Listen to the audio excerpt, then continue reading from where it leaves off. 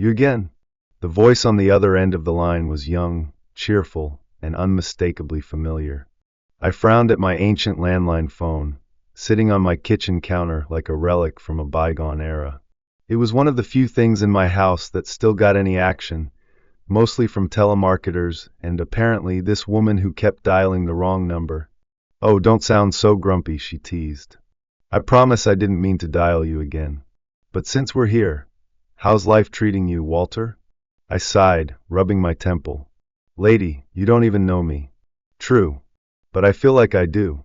You sound exactly like my grandpa used to when he misplaced his glasses." I wasn't sure whether to be flattered or insulted. "And how's that? Like someone who's one wrong step away from cursing at the cat." I glanced down at Pickles, my overweight tabby, who was currently sprawled across my kitchen table, completely unbothered by my existence. I wouldn't say I cursed at him exactly, but I had been known to give him a piece of my mind when he knocked things off the counter just for sport. "Listen, Miss Ellie," she supplied. "If we're going to keep talking, you might as well know my name." I exhaled sharply. "Ellie. Right. As I was saying, I don't have time for random chats with strangers." "Sure you do," she countered smoothly. "Unless you're in the middle of something incredibly important, like, say, talking to your cat." I opened my mouth, then closed it. Well, she had a point. For a brief moment, silence stretched between us. And maybe it was because I hadn't had a real conversation with anyone in days, or maybe it was because Ellie's voice had a certain lightness to it, the kind that made loneliness feel just a little less heavy. But instead of hanging up, I found myself asking, "Who were you trying to call anyway?" "My Uncle George," she said. "But at this point, I think fate just really wants me to talk to you instead." I scoffed. "Fate? More like bad dialing skills." "Maybe. Or maybe I was supposed to remind you that life's not all that bad." I didn't have an immediate response to that, because truth be told, life had been feeling pretty bad lately. My days were predictable, repetitive. Mornings with Pickles, afternoons staring out the window, evenings watching reruns of shows I'd already seen 100 times.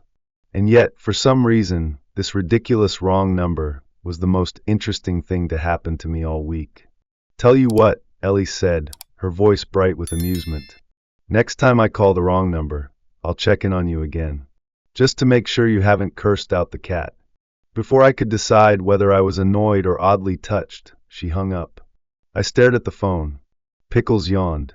And for the first time in a long time, I realized I was actually smiling. The second wrong number came 3 days later. At this point, I was starting to wonder if my phone had become some kind of cosmic hotline for lost callers.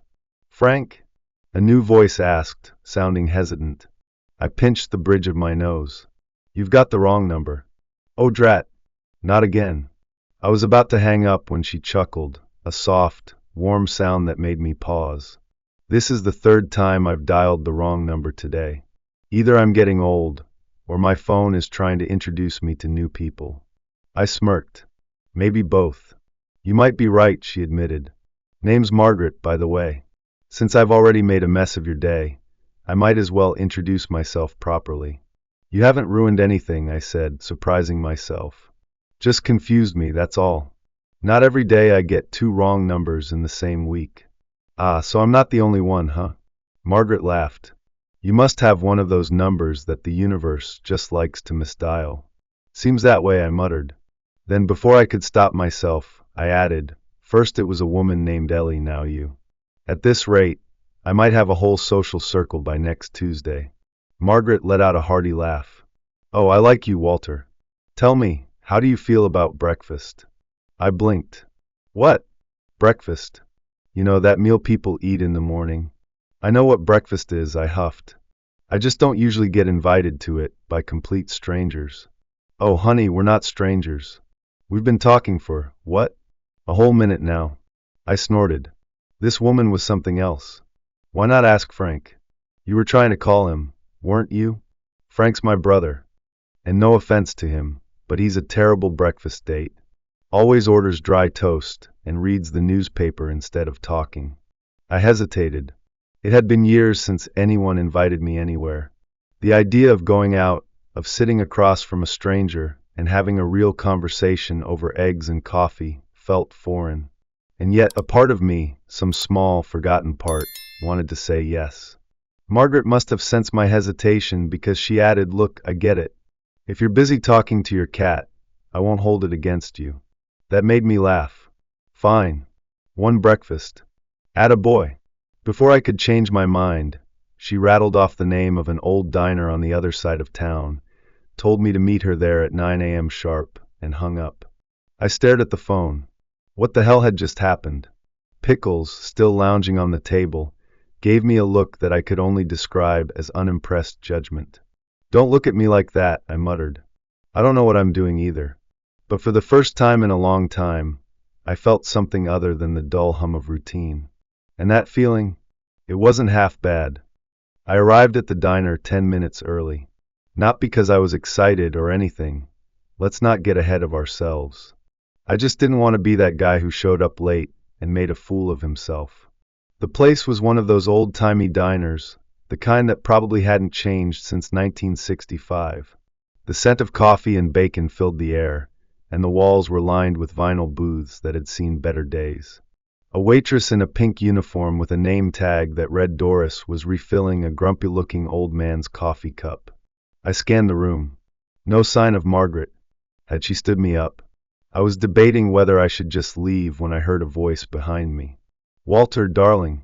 I would have recognized that grumpy posture anywhere. I turned, and there she was. Margaret was nothing like I'd pictured. I'd expected a frail, quiet old woman, maybe with a cane and a purse full of hard candies. Instead, she was radiant.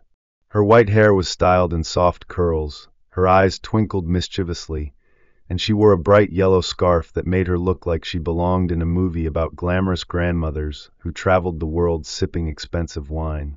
"Well, don't just stand there gawking," she teased. "Are we getting breakfast or what?" I cleared my throat, suddenly feeling awkward. "Yeah, sure. Let's eat." We slid into a booth, and within seconds, Doris appeared. "What'll it be, hon?" "I'll have pancakes," I said. Simple. Safe. Hard to mess up. Margaret, on the other hand, had a different approach. "I'll take the house special," she declared. Doris gave her a long, skeptical look. "You sure about that?" That should have been our first warning. Margaret just grinned. "Absolutely." Doris scribbled on her notepad and walked away. I raised an eyebrow. "You do realize she looked at you like you just ordered a plate of poison, right?" Margaret waved a hand dismissively. "Oh, please. It's just eggs. How bad could it be?" 5 minutes later, she got her answer. When Doris set the plate down, I instinctively leaned back in horror. The thing in front of Margaret was supposed to be scrambled eggs, but it looked more like something that had barely survived a house fire. It was an unnatural shade of gray, speckled with what I could only assume were crushed dreams and poor life choices. Even Pickles wouldn't have eaten that. Margaret, however, was undeterred. She picked up her fork, stabbed a piece, and popped it into her mouth. I watched in horror as she chewed. Then, her eyes widened. Oh, that's just wow. Good?" I asked, already knowing the answer. Not remotely, she coughed, grabbing her water glass. "I think I just tasted regret." I burst out laughing. I couldn't help it. The way she scrunched up her nose like a kid who just tried vegetables for the first time. It was too much. And just like that, the tension broke. For the next hour we talked. Really talked. About nothing and everything. About how she used to be a school librarian, and how kids these days didn't appreciate a good book. About how I'd worked at an auto shop for 40 years and still missed the smell of motor oil. About how neither of us ever thought we'd be sitting in a diner, laughing over a plate of inedible eggs with someone we barely knew. Somewhere between the stories and the laughter, I realized something. I hadn't felt this alive in years. For the next few weeks, Margaret and I kept meeting up. Sometimes for coffee. Sometimes for lunch. Sometimes just to sit on a park bench and complain about the weather like a couple of professional old people. And every time, I felt that same unexpected warmth in my chest, the feeling of not being alone. Then one afternoon, everything changed. We were sitting on our usual park bench when Margaret sighed, staring at the sky. "Walter, I have to tell you something. I tensed. That's never a good sentence. She chuckled, but it didn't quite reach her eyes. I'm moving. My stomach dropped. Moving? To Maplewood Assisted Living. My kids think I shouldn't be living alone anymore. She shook her head. It's not terrible, but it's not home. I stared at her. So this is it. I suppose so. I should have nodded. Should have said something polite and let her go. But instead, before I could stop myself, I blurted out the dumbest, most reckless thing I'd ever said. What if I come with you? Margaret's head snapped toward me. What? I swallowed hard. I mean, why not? I live alone. My only company is a cat that ignores me 90% of the time. And if I have to spend my golden years somewhere, I'd rather do it with someone who makes me laugh at terrible eggs. She stared at me for a long moment. Then, slowly, a smile spread across her face. Walter, are you asking me to run away to an old folks' home with you? I hesitated. Yes. She laughed, really laughed, the kind that made her shoulders shake. You know what, grumpy old man? She said, eyes twinkling. I think that's the best offer I've had in years. And just like that, without grand declarations, without dramatic music or fireworks, I found something I hadn't realized I was looking for. A new adventure. A new friend. A new reason to wake up in the morning. And most importantly, someone who could finally match my level of sarcasm.